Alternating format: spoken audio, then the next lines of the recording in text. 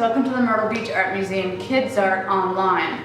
So today we're actually going to be doing our teen art program, and what we're going to be focusing on is called Kitsch Art, K-I-T-S-C-H. Now what Kitsch Art means, it's basically something that's so bad it's good, or tacky. So a lot of times the word tacky is associated with it, but in the sense of the art world. So for example, one of the #1 biggest artists when it comes to kitsch art that is super relatable and it's super fantastic work and it's great to research is Jeff Koons. He is very well known for his giant balloon animal sculptures that you might recognize. He has so many kitsch artworks, it's absolutely amazing. So you can make kitsch art out of almost anything. You can use old toys, you could use multicolored papers, you could use embroidery. That's what's great about it. There's really no defined medium or type of material that you have to use. But what we're going to be doing today is a technique called quilling. Now quilling is rolling strips of paper and then bending them into specific shapes. Now what we're going to do with that is get inspired by some bright, colorful image. You can even Google something that maybe you are a certain fan of, and we're going to recreate it into something that looks like this. Alrighty, hey guys. So today's project, these are the materials that you will need, and of course there's always alternatives that you can use for these if you don't have these at home. But you will need paper of some kind, whether it be colored or blank, because you always have the option to color it yourself. That's always adding that extra step of creativity. You'll probably most likely also need a pencil. This here is a coffee straw, one of the small straws. Any straw will do, or you can also use a chopstick of some kind, or even some tape. If you roll up the tape into a tube like this, and I'll explain how we will need that later.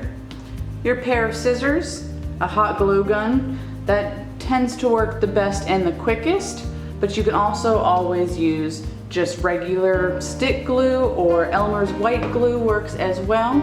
And then I have my primary colors plus white. I don't prefer to use black because it's very strong. But you don't have to use paints. Again, you could always use markers, crayons, watercolors, and there's always in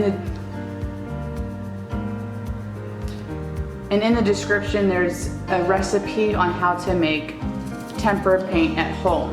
I'm going to put these aside for right now.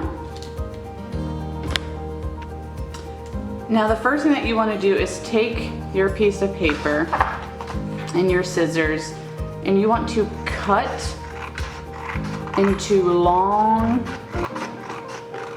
very thin strips. And don't get shy with this.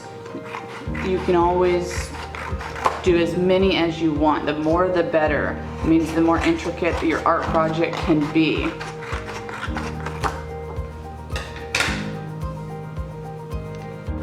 Once you've got all of those cut, we can put them over to the side for right now.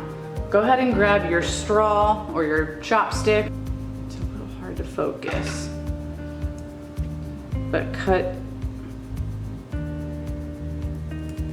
the straw in half this way. Not all the way, just a little bit, so you end up having like a little pocket inside of there. You see that?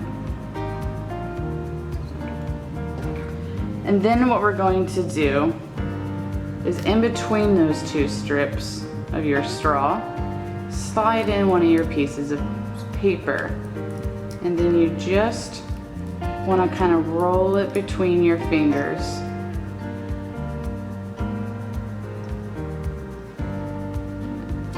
And keep building it up, just keep rolling.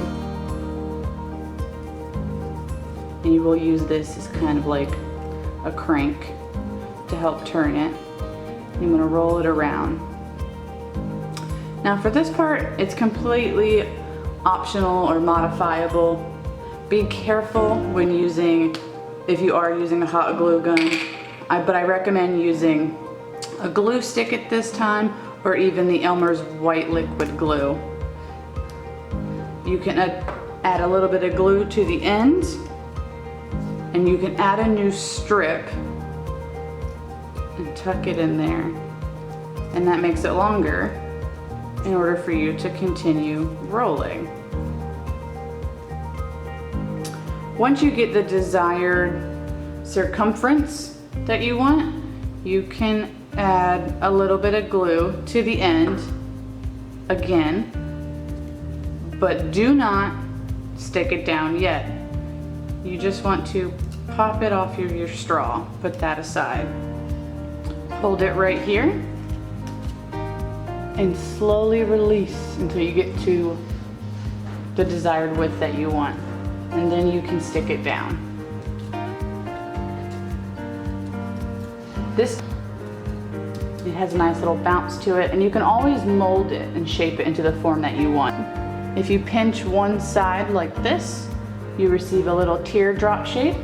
You can always pinch the other side and kind of create more of an eyeball shape. Many different shapes. And you want to repeat this with all of your strips until you have multiple little shapes like that. You can always wait to mold them all at the end.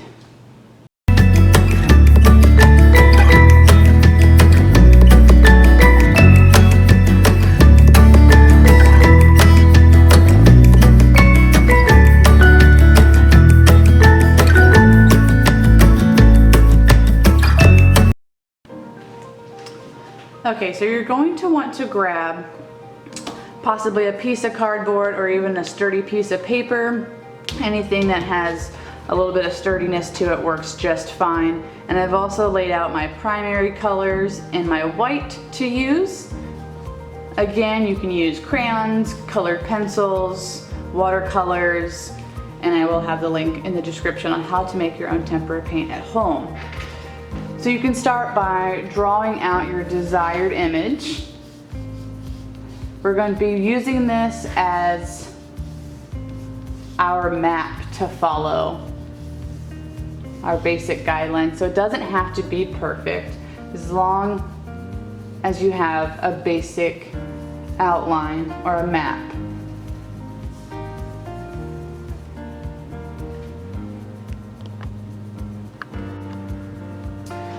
Then using your paintbrush, you can go in and start applying your color.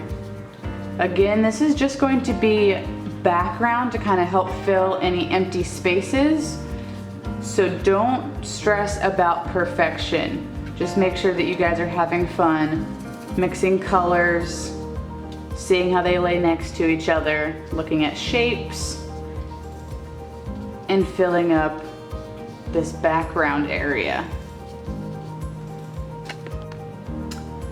Once you have your background filled with all that nice bright color, you can go in and take your little quilling paper spirals, and you can use, again, Elmer's white glue, a glue stick, or I will be using a glue gun. You can apply it to the surface or very carefully to the back of your spiral.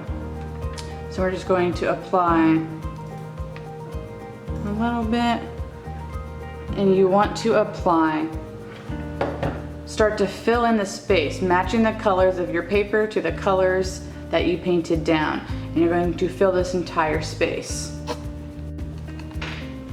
As you can see, it's kind of like a DIY puzzle. You kind of get to create your own shapes, the more organic blob-like shapes. You can try making a more geometric square shape and fill it in however you see fit. And never forget, always sign your artwork. Now once you guys complete your beautiful masterpieces, please make sure to take a picture of it, post it onto your favorite social media, and hashtag it with MB Art Museum or hashtag KidsArt Online. I want to see your artwork, you guys. I want to see the beautiful masterpieces that y'all have made. Thanks!